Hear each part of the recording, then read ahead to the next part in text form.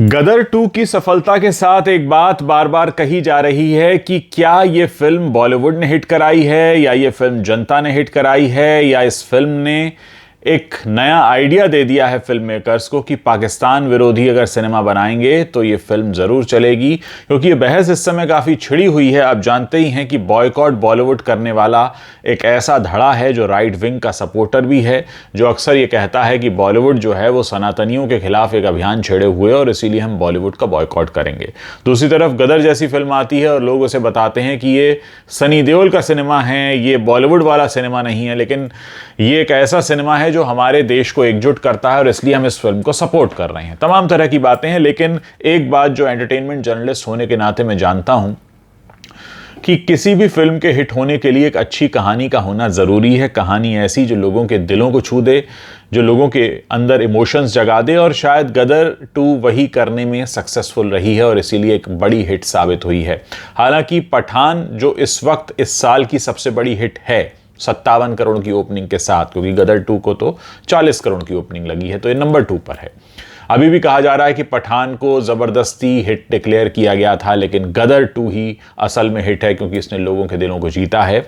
लेकिन इस सब के बीच अगर एक बात पर हम गौर करें और बहुत ईमानदारी से बात करें तो क्या गदर 2 ने बॉलीवुड के फिल्म मेकर्स को ये आइडिया दे दिया है कि अब किस तरह का सिनेमा बनाना होगा, अब किस तरह की फिल्म बनानी होगी। हमने पिछले दिनों कश्मीर फाइल्स को भी हिट होते हुए देखा था, हमने द केरला स्टोरी को भी हिट होते हुए देखा था। तो कहीं ना कहीं एक पर्सपेक्टिव अब क्लियर होता चला जा रहा है कि किस तरह का सिनेमा चलेगा और किस तरह का सिनेमा नहीं चलेगा। बॉलीवुड पर लंबे समय से आरोप लगते रहे हैं कि धर्म विशेष के खिलाफ फिल्में बनती हैं और इसीलिए बॉलीवुड का एक एजेंडा लोगों ने कहा है कि रहा है कि वो राइट विंग के अगेंस्ट रहता है। और अब देखिए राइट विंग को सपोर्ट करता हुआ जो सिनेमा आया, चाहे कश्मीर फाइल्स की बात हो, केरला स्टोरी की बात हो, गदर 2 की बात हो, या फिर हम साउथ में अगर झांक लें तो कांतारा जैसा सिनेमा हो जिसने हमारी लोक कलाओं और लोक संस्कृति को उजागर किया। तो क्या अब उस तरफ बढ़ रही है फिल्म इंडस्ट्री जहां पर हालांकि बात तो शुरू से कही जाती है जो तुमको हो पसंद वही बात कहेंगे। तो कंज्यूमर तो हमेशा से किंग रहा है, एंड कंज्यूमर जो देखना चाहता है वही आप उसे दिखाएंगे, तभी आप हिट होते हैं। और ये बात बहुत सारे कंटेंट क्रिएटर्स भी जानते हैं। बहुत सारे कंटेंट क्रिएटर भी इस समय यूट्यूब पर और फेसबुक पर ऐसे हैं जो एक खास वर्ग को अट्रैक्ट करने के लिए वैसा ही कंटेंट बार बार कहते बोलते रहते हैं। और इसी फंडे पर तो बहुत सारे न्यूज़ शोज़ भी हिट हैं कि जो लोग देखना चाहते हैं, सुनना चाहते हैं, उन्हें बार बार वही सुनाया जाता है, बार बार वही दिखाया जाता है और इसी वजह से वो कंटेंट चलने लगता है। इसमें कई बार कंटेंट का अच्छा या ख़राब होना उतना मैटर नहीं करता जितना कि लोगों को क्या पसंद आएगा, लोग क्या सुनना चाहते हैं। अगर आप वो बोलने लगते हैं तो फिर आप लोकप्रिय हो जाते हैं। और सिनेमा के बारे में तो हमेशा से बात कही जाती है कि सिनेमा एक ऐसा मीडियम है, अगर दर्शक वो अदा पसंद कर रहे हैं, जैसे शाहरुख खान के बारे में कहा जाता है दोनों हाथ फैला दिए, या राजेश खन्ना के बारे में कहा जाता है कि वो आंखें मटकाते थे, पैंट पर कुर्ता पहनते थे और जो उनकी अदाएं थी इस वजह से वो चला करते थे। तो हर वक्त में हर दौर में बात कही जाती रही है। और सनी देओल के बारे में वो 2.5 किलो का हाथ वाला डायलॉग हो, या वो नल उखाड़ने वाला डायलॉग हो, या गदर 2 में हथौड़ा हाथ में लेकर डायलॉग बोलने का स्टाइल हो, कहीं ना कहीं अब ये बहुत क्लियर होता जा रहा है कि किस तरह का सिनेमा पब्लिक देखना चाहती है। पब्लिक वही दिल में मन में सोच कर आती है और अगर ऐसा ही उसे पर्दे पर दिख जाता है तो वो रिलेट करती है और ये कहती है कि हाँ भाई ये वो चीज़ है जो हम देखने आए थे, ये हमारे दिल को सुकून दे रही है। सिनेमा वैसे भी एक ऐसा माध्यम रहा है जो आपको मेक बिलीव की दुनिया है, जो आपको यकीन दिला देता है कि जो पर्दे पर हो रहा है वो सच में हो रहा है, जबकि वो एक फिल्म का शूट होता है, वो सब कुछ नकली होता है, वो मार धाड़, डायलॉग्स, वो जितनी भी चीजें आप देखते हैं, लेकिन फिर भी उन 3 घंटों के लिए आप उस पर यकीन करने लगते हैं, आप उस दुनिया में बहने लगते हैं। और ऐसे में अगर वो दुनिया बिल्कुल आपकी अपनी सोची हुई दुनिया हो, समझी हुई दुनिया हो, जिसको आप देखना चाहते हैं, जो चीज़ें आप कहना चाहते हैं, अपने मन में सोचते हैं, दिल के किसी कोने में महसूस करते हैं, अगर वही आपको पर्दे पर दिखने लगता है तो फिर आप तालियों की गड़गड़ाहट के साथ नोटों की गड्डियां भी उछाल देते हैं और आप एक फिल्म को 2 से 3 बार भी देखने चले जाते हैं। असल में यही वो नब्ज़ होती है जिसको पकड़ने की ज़रूरत होती है और मुझे लगता है कि बॉलीवुड ने शायद अब वो नब्ज़ पकड़ ली है। हो सकता है कि गदर 2 के बाद अब और ऐसा सिनेमा सामने आए जो पाकिस्तान विरोधी हो, या राइट विंग को सपोर्ट करता हुआ हो, या लोगों के उस इमोशन को छूता हुआ हो जिस इमोशन को छू छू कर इस समय हमारे देश में राजनीति भी चल रही है और सब तरह की दुकानें चल रही हैं। राजनेताओं को तो ये बखूबी पता होता है और मुझे तो कई बार लगता है कि जो फिल्म मेकर्स हैं उन्हें राजनेताओं से पूछ लेना चाहिए कि किस तरह का सिनेमा चलेगा, क्योंकि जिस तरह के भाषण बोले जाते हैं, जिस तरह की शब्दावलियों का इस्तेमाल किया जाता है, अगर वही शब्दावली और वही भाषण और उसी इमोशन को साथ में रखते हुए अगर सिनेमा बनने लगे तो एक बहुत डेडली कॉम्बिनेशन हो जाएगा। मैं ये तो नहीं जानता कि फिल्में अच्छी बनेंगी या नहीं, लेकिन हाँ इतना ज़रूर है कि फिल्में चलेंगी ज़रूर, क्योंकि फिर वो फिल्में होंगी जो लोग देखना चाहते हैं। उन फिल्मों में वो इमोशन होगा जो लोग अंदर से निकालना चाहते हैं।